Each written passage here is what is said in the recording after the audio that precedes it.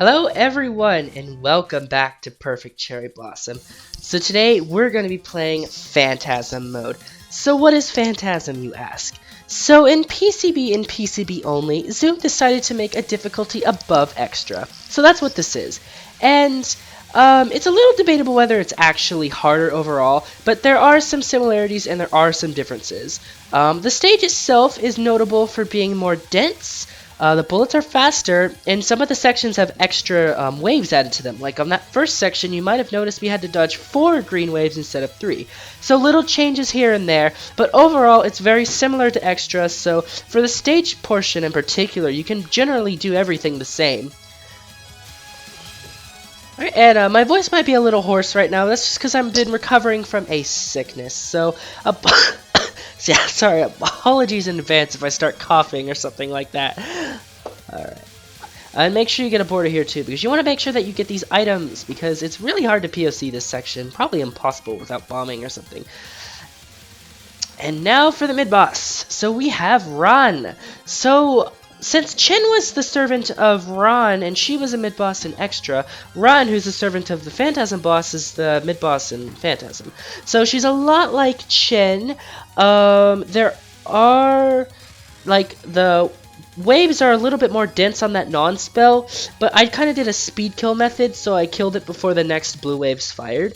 I'm doing a little bit of a speed kill thing here too, by starting by streaming down. But you can't really continue to stream vertically in this because the bullets spawn from the top, so you have to do this horizontally mostly. But it's actually easier than Chen's because it doesn't get as fast. Now for here, I'm gonna use border invincibility in a bit.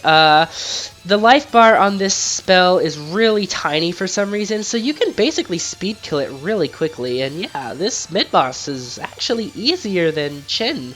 So yeah, I don't really know why that is, and I'll go into more detail about that later. Anyway, so let's talk about this second half of the stage. So it's a lot like Extras. I guess it's faster and denser, but again, if you know what's coming, everything's gonna be fine. I'm gonna lurk around the top of the screen, that way I can POC. And then there's gonna be one more aimed green section before the crazy spam. Okay. The spam section's just crazy. Unlike Extra, it's really hard to deal with. The bullets are extremely fast, they're extremely dense, and they come at all these directions, so it's really easy to, like, just get, like, fucking sniped. Sorry for the language, but that part is just intense. And that's it, except for the self-spawning bullet section. So, for the self-spawning bullet section, it's mostly the same, except for the very end of it. There's a few waves that are added to the end, but for the first half, you can do it the same as you do in Extra.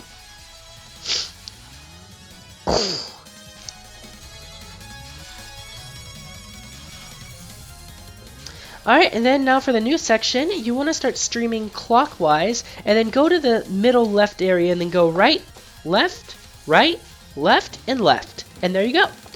Now for the boss.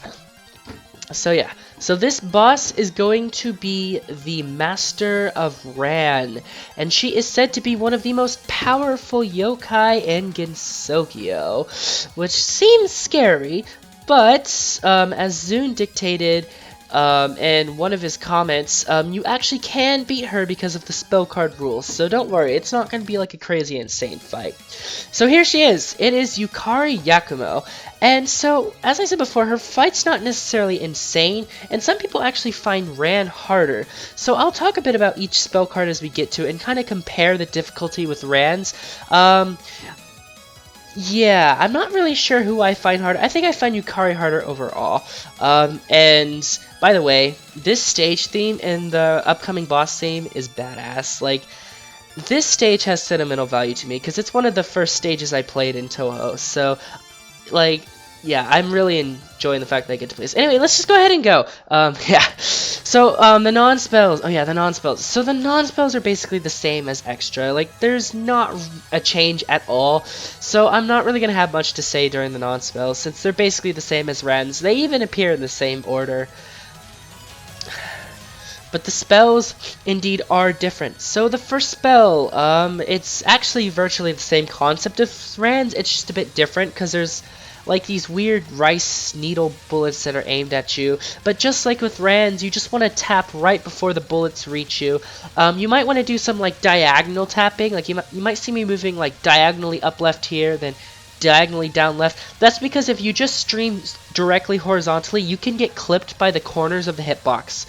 But just keep streaming slowly until it's over. It's not hard at all. It's just basic streaming. And you will get a life, which is awesome, just like with Ran.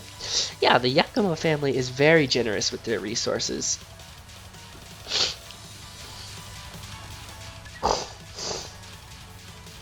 Again, I don't really have anything to say about these non-spells.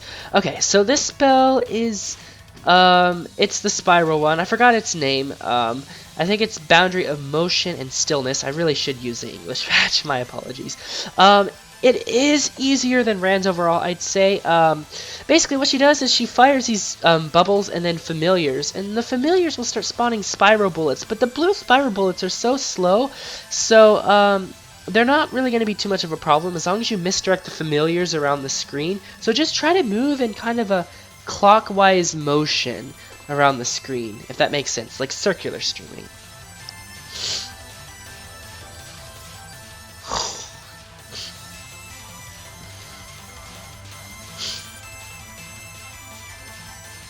Alright, now for Mesh of Light and Darkness. Now this is most definitely harder than Rand's version. This spell is pretty tough. It's really random and it's easy to get trapped. Even a really good player is probably going to struggle with this dodging a little bit because it can give you some really bad situations if the RNG is like evil. Yeah. Needless to say, it's not a spell I capture every time.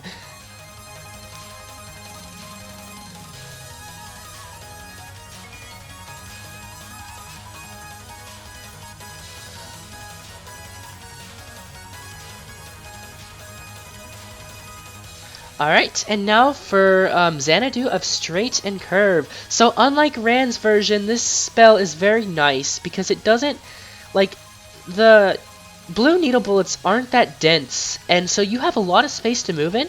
There are lasers that kind of spawn, but they don't really, they don't spawn directly below Yukari, so if you follow her, you'll be fine. It doesn't really wall you like Rand's does, so it's really easy. It's a lot easier, actually. Pretty crazy how that works. And yeah, this is kind of a trend you're about to see, like, well, that you've been seeing, really, is that some attacks are actually easier than Rand's, and some are harder, so it's kind of a mixed bag. This spell is about the same difficulty as Rand's. It's the same concept. Yukari adds lasers, but they really don't get in your way. I mean, there's such a big gap between the lasers, and you have so much time before the lasers spawn that they're easy to avoid. And the butterflies, I think, are even less dense than Rand's version, so if anything, this spell's easier, but I'd still say they're about the same difficulty. I'm gonna go ahead and go up because I don't want to finish her off at the bottom of the screen because then it's gonna take too long to POC and then I might get sniped by the blue bullets.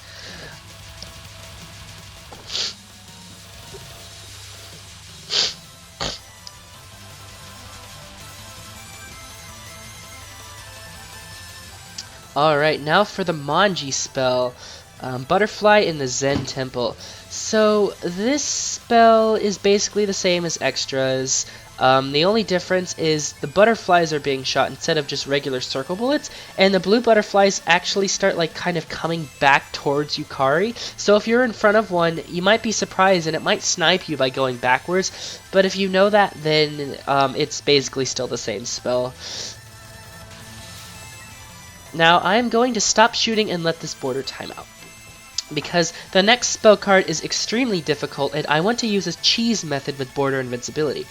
If you don't know what border invincibility is, I explained it in the main LP, like the main story. It's where after a border ends you get a slight frame of invulnerability where bullets can't hurt you, so I'm going to use that in the next spell. I'm going to shoot unfocused because I want to build up as much Cherry Plus, and you get more Cherry Plus when you shoot unfocused. So just stay unfocused, and then there you go. So I'm gonna wait a bit and then make my way directly beneath Yukari and start shotgunning. Don't worry, it looks crazy, but I'm gonna get away with it because the invincibility will prevent those knives from hurting me.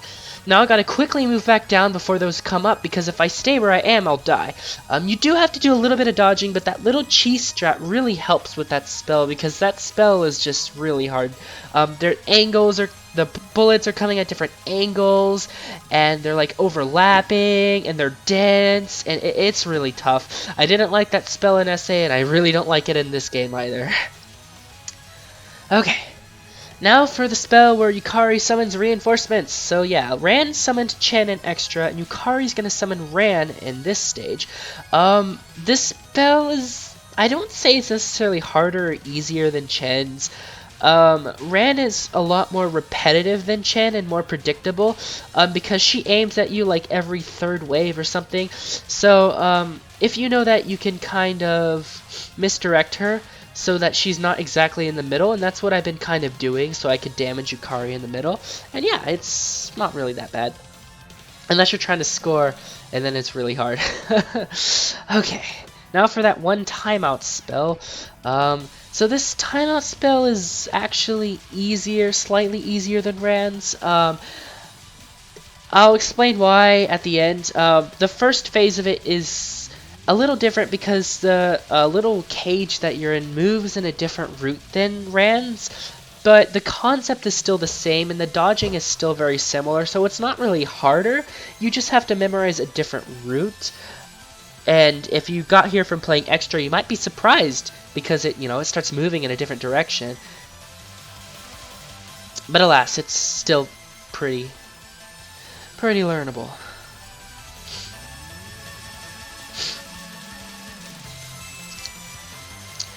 Now, I did say that this spell is easier than Ran's version, and the reasoning behind that is those bullets that are coming from the corners are butterflies. Like, they're not just circle bullets, they're butterflies, and butterflies have smaller hitboxes. So because the hitboxes are smaller, it's actually easier to dodge these and squeeze in between them because, yeah, they have a smaller hitbox, so it's actually easier. Alright, now for the infamous spell that you see all over those posters. The infamous border of life and death, or was it boundary of life and death? I don't remember. But yeah, it's a pretty insane spell card. You want to make yourself kind of a safe spot, and I tried to do this in extra but failed because I don't know what it is with the red bubbles. I don't know if they're aimed. I think they're just randomly aimed, and if they aim right underneath the boss, it's gonna be like really annoying to deal with. And yeah, she aimed the bubbles right below her, so that really sucked. I was hoping that she would have aimed him a little bit further to the left so I could have been right under her. I am under her, but I'm almost to the right of her, which is going to misdirect her right. And if she starts moving around a lot, it's going to hurt and make all the bullets overlap weirdly. Unfortunately, the yellow bullets have spawned weirdly, so I'm going to have to move around everywhere. Yeah, this... I hate it when this happens. And with like all these blue bullets everywhere, it's just... This is the type of mess you can come across in a spell like this. But she looks like she's almost dead, so... Yeah. It's a ridiculous spell card. It's just ridiculous. And if you don't think you can time that spell out either, because at 30 seconds she starts firing aimed butterflies at you, and it's just ridiculous. Alright, now for the ultra secret spell. Yukari's fight actually isn't over. She has one more spell card, and it's a timeout spell. So you can't damage her, you just have to wait for the timer to end. Every wave is memo. Just, if you really want to learn this easily, just go into Imperishable Knight's spell practice mode and practice Yukari's last word, because the first 5 waves of that last word is this spell. So yeah, it's really easy to learn if you just use IN to practice it. You can get yourself to this little like purple arrow and just kind of chill here for a bit. And then as soon as the bullets start moving, you see that bar? Hug the bar on the background and like hug like the left wall so that the bullets will kind of pass you. And now for here, you want to get into a safe spot. Try to stand a little bit above Yukari's right eye. It's a really hard safe spot to get into, and I have died here many times before, but it did work out that time. And now for the last wave. The last wave is actually the easiest wave because it's just a spiral. And there you go. So that was essentially Phantasm. Yeah, so this stage, as I said before, it's very sentimental to me because it's one of the stages that I really tried to start beating when I got into Touhou. And so I've always get this special feeling when I come back to replay this stage. So yeah, that is Perfect Cherry Blossom. So yeah, I don't really have much else to say. This is definitely one of my favorite games. It's my favorite game in the series, and it's definitely a masterpiece. Alrighty. So, next time, we're going to be tackling the next game in the series, Imperishable Night. So stay tuned, subscribe, and thanks for watching. See you guys later.